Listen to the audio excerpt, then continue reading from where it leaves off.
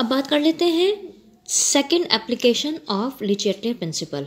ठीक है, यानी इंडस्ट्रियल लेवल के ऊपर और कहाँ इस्तेमाल किया जाता है ली चैटलियर प्रिंसिपल को, तो वो है कॉन्टैक्ट प्रोसेस। ठीक है, contact process basically sulphuric acid की प्रोसेस का एक प्रोसीजर है। ठीक है, और उसमें एक जो सल्फ्यूरिक एसिड का बनाने का जो प्लांट होता है उसमें एक चेम्बर का नाम होता है कॉन्टैक्ट, तो उसी बुनियाद पर उसका नाम रखा गया है कॉन्टैक्ट प्रोसेस। और उस कॉन्टैक्ट प्रोसेस में एक स्टेप आता है जहाँ पर सल्फ़र डाइऑक्साइड गैस ऑक्सीजन के साथ मिलकर ऑक्सीडाइज होती है और कन्वर्ट हो जाती है सल्फ़र ट्राइऑक्साइड में।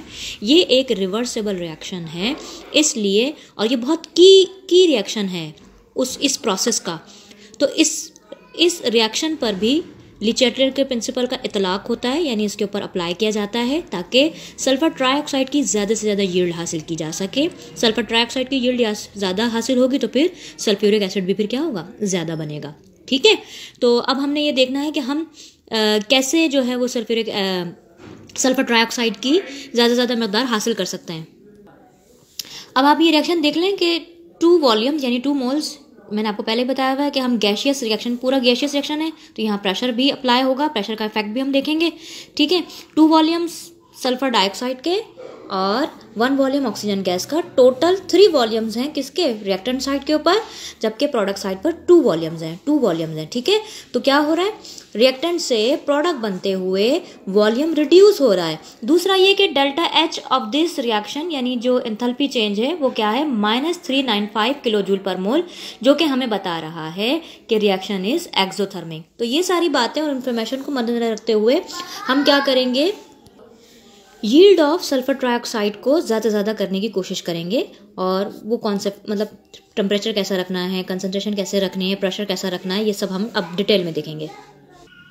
सो अब इस रिएक्शन के ऊपर हम इफेक्ट ऑफ कंसंट्रेशन देख लेते हैं। एज वी नो दैट के कंसंट्रेशन बढ़ाएंगे तो कोलिजन्स बढ़ेंगे और फिर रिएक्शन भी क्या होगा, तेज़ होगा। इसी बात को हमने यहाँ लिख लिया है कि as rate of reaction increases with increase in concentration of reactant, hence concentration of reactant that is oxygen, क्योंकि यहाँ असल में हमने सल्फर डाइऑक्साइड को सल्फर ट्राइऑक्साइड में कन्वर्ट करना है। तो यहाँ पर इस सल्फर डाइऑक्साइड की ऑक्सीडेशन हो रही है, तो जितना ज़्यादा ऑक्सीजन लेंगे ना उतना तेज़ी से ये सल्फर डाइऑक्साइड कन्वर्ट होगा सल्फर ट्राइऑक्साइड में। तो हमने यहाँ पर एम्फेसाइज किया है, जोर दिया है इस बात पर कि ऑक्सीजन की कंसंट्रेशन हमें क्या रखनी है, ज़्यादा से ज़्यादा हाई रखनी है, क्योंकि ये जो स्टेप है ना इस कॉन्टैक्ट प्रोसेस का, ये बेसिकली ऑक्सीडेशन प्रोसेस है। ठीक है, तो ऑक्सीजन की कंसंट्रेशन को ज़्यादा रखेंगे, should kept high so that more yield of sulphur trioxide can achieve at equilibrium. अब देख लेते हैं effect of temperature as reaction is exothermic. तो जैसा कि अभी हमने हैबर प्रोसेस में देखा, बिल्कुल वही बात यहाँ पर भी यही करेंगे कि as reaction is exothermic, so to get more product we need to use low temperature in this reaction. ठीक है, as reaction is exothermic, so to get more product temperature should be kept low. ठीक है, the favorable temperature for this reaction is 450 centigrade. अब इससे ज़्यादा temperature जाएगा तो reaction forward जाने के बजाय बैकवर्ड मूव कर जाएगा। ठीक है, तो हमें फॉरवर्ड यानी कि ज़्यादा से ज़्यादा यील्ड हासिल करने के लिए रिएक्शन को इस रेंज पर या इतने रखना पड़ेगा।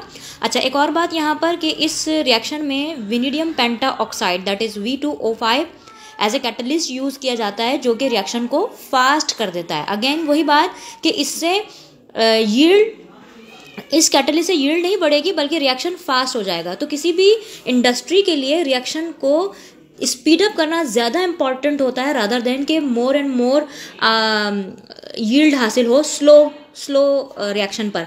तो नहीं, आप ज़्यादा तेज़ी से रिएक्शन होगा तो आप क्या करोगे, जल्द अज जल्द अपनी प्रोडक्ट को हासिल करके मज़ीद फिर से रिएक्शन करा लोगे, फिर मज़ीद आ जाएगा, तो उसी में इतना टाइम नहीं लगेगा। ठीक है, तो यहाँ पर आप यहाँ मेंशन कर दें कि V2O5 विनीडियम पेंटा ऑक्साइड को एज ए कैटलिस्ट इस्तेमाल किया जा रहा है इस रिएक्शन में। अब बात कर लेते हैं इफेक्ट ऑफ प्रेशर की। तो एज वी नो कि गैशियस रिएक्शन है तो प्रेशर का इम्पैक्ट होगा। ठीक है, तो हमें अब यहाँ देखें 2 and 1 3 वॉल्यूम्स कन्वर्ट हो रहे हैं 2 वॉल्यूम्स में। इसका मकसद है रिएक्टेंट से प्रोडक्ट बनते हुए वॉल्यूम में रिडक्शन हो रही है, कमी वाक़ई हो रही है। लिहाजा हमें प्रेशर को क्या रखना चाहिए, ज़्यादा रखना चाहिए, क्योंकि प्रेशर और वॉल्यूम का जो रिलेशन है वो इन्वर्स रिलेशन है। इसी बात को हमने यहाँ लिख लिया है कि भाई प्रेशर अगर हम ज़्यादा करेंगे तो फिर हमें रिड्यूस वॉल्यूम हासिल होगा, कि as reaction proceed with reduction in volume so pressure should be kept high to get high yield of product.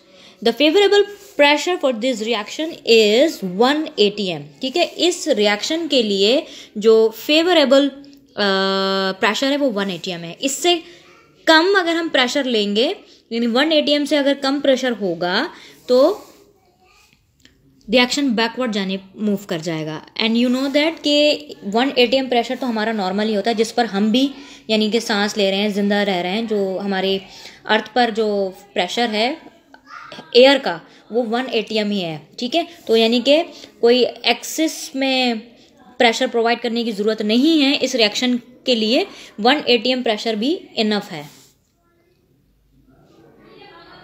So this is all about for this process. ठीक है, तो यहाँ पर application of Lee Chatelier principal complete होती है। इंशाल्लाह next lecture में एक न्यू टॉपिक के साथ हाजिर होंगे।